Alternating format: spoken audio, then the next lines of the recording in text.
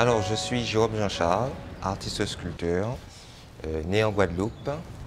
J'ai des origines aussi guyanaises, par ma mère, et j'aurai bientôt 43 ans. Hein. Je suis ici dans ton atelier et j'aimerais bien savoir qu'est-ce que tu fais dans ton atelier. Alors, dans cet atelier, je me suis installé il y a environ 3 mois. Donc, je suis en résidence permanente. Donc, c'est un espace dédié aux artistes. Nous sommes à Bemao, à Birmingham. Et là, je crée des sculptures. Donc, je travaille le métal, le bois. Donc, de cet atelier sortent mes créations actuelles et à venir. Quelle est ta matière préférée? Alors, au départ, je suis resté longtemps à travailler le bois. C'est par là que j'ai commencé la sculpture. Et là, je, je, je teste des matériaux différents. Là, en ce moment, je travaille sur du métal.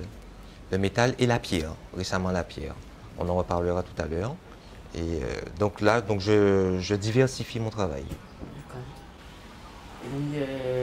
Depuis quand cette passion est venue en toi? Quand est-ce qu'elle est née, cette passion d'artiste que tu es en toi? Alors, ça a été. Bon, j'ai toujours été manuel, mais ça a été progressif. J'ai commencé par l'artisanat d'art. Et c'est en 2000, dans les années 2000, où je me suis intéressé à la sculpture et je me suis formé tout seul, donc autodidacte. Et en 2010, j'ai basculé dans le street art, hein, donc l'art de la rue. Donc j'expose des œuvres en milieu urbain. Alors, peux-tu nous parler de tes dernières œuvres? Alors, mes dernières œuvres, ce sont en fait des fleurs géantes en métal. Alors, de la tôle et des tubes en galvanisé. C'est une série que j'appelle Quand fleurit l'espoir. Quand n'est-ce pas? D'accord, pourquoi? Parce que vous avez voulu faire passer un message à ce moment-là? J'essaie toujours de passer des messages, mais je trouve qu'il y a peut-être une baisse au niveau du moral de la population, enfin par rapport aux médias et tout. Et moi, j'ai envie d'apporter un peu de bonheur, donc c'est ma touche, ma contribution.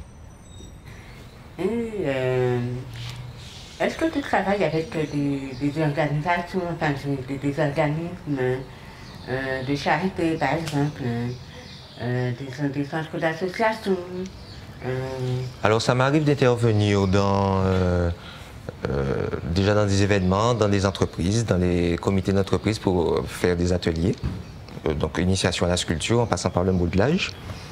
Et aussi dans des associations, notamment une qui traite de la surdité et qui apprend aux entendants, mais aussi aux malentendants ou aux sourds à signer. Ah, donc vous travaillez avec des sourds et des malentendants à ce moment. Voilà, c'est un univers que j'ai découvert à partir de 2013 et j'ai adhéré, j'ai trouvé que c'était un défi parce que moi je ne signe pas maintenant avec l'habitude, je connais 2 ou 3 signes. Bonjour, est-ce que ça va? Enfin bon, des choses comme ça. Et donc de fil en aiguille, j'ai mené des divers ateliers et jusqu'à monter un projet d'envergure avec un groupe de sourds. Et comment s'appelle ce projet? Alors le projet actuel, c'est Ma sourde oreille. Ah, et qu'est-ce que vous avez créé avec les sourds et les malentendants? Donc le projet Ma sourde oreille a pris naissance, mais de manière progressive. Alors j'ai emmené un visuel sur mon établi. L'aventure a commencé en 2013 avec le projet Arpisso. Enfin, c'est un événement à Arpisso où il s'agit de faire intervenir un artiste dans cet organisme pour pouvoir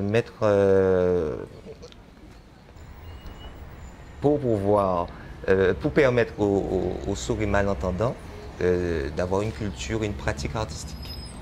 Alors, moi, j'ai présenté une création, je voulais représenter une oreille normale, enfin normale entre guillemets, donc d'entendants, et pour leur permettre de travailler un peu la matière. Là, j'ai utilisé de la résine et du tissu, donc tissu résine sur toile. Donc on a, là, c'est un échantillon, modèle réduit, et on a travaillé sur un modèle géant, sur pied, donc une œuvre qui fait à peu près 2 mètres de haut. Donc, comme ils ont été satisfaits, on s'est concerté et on a dit pourquoi ne pas faire quelque chose de plus grand et de durable. Et quelque chose de durable, on a réfléchi, mais qui pourrait traverser les années, c'est la pierre. Mais n'ayant jamais travaillé la pierre, je me suis dit, c'est encore un défi. Alors, je me suis entraîné sur un galet, toujours dans l'idée de harpe sourd, l'oreille. Moi, l'oreille, ça me plaît, en fait. C'est une partie, c'est un choix artistique. Je me suis dit, bon, je vais travailler l'oreille. Donc, j'ai travaillé sur cette pierre qui a une densité intéressante, avec des outils. Donc, j'ai montré le projet. Voilà, j'ai fait une oreille, bon, ça a été accepté, mais on m'a demandé quand même d'aller un peu plus loin, de retravailler un peu, d'être un peu plus précis. Et entre-temps, de vraiment qu'on réfléchisse, qu'est-ce qu'on va faire. Donc on a réfléchi pour savoir déjà où sera positionnée cette œuvre. Donc on a pensé, donc déjà en extérieur, il fallait que ça soit en extérieur. Donc en extérieur, un parc. Après, on en a discuté et l'idée, nos partenaires qui nous suivent nous ont proposé un rond-point. Donc, on a dit un rond-point, c'est... Des partenaires pour pouvoir... Ah oui, puisque là, il s'agit quand même, déjà pour les matériaux utilisés, bon, là, le bloc de pierre, le béton, l'emplacement. Là, quand on a quelque chose d'envergure, on ne peut pas fonctionner seul. Déjà, moi, ça m'intéressait de travailler avec un groupe de sourds, donc je n'étais pas seul. Et donc, il fallait faire ça. Donc, on a eu la proposition d'un rond-point, donc on a adhéré. Donc, j'ai fait mes croquis, on a réfléchi à la chose, et je me suis encore entraîné de nouveau pour proposer quelque chose d'un peu de plus raffiné.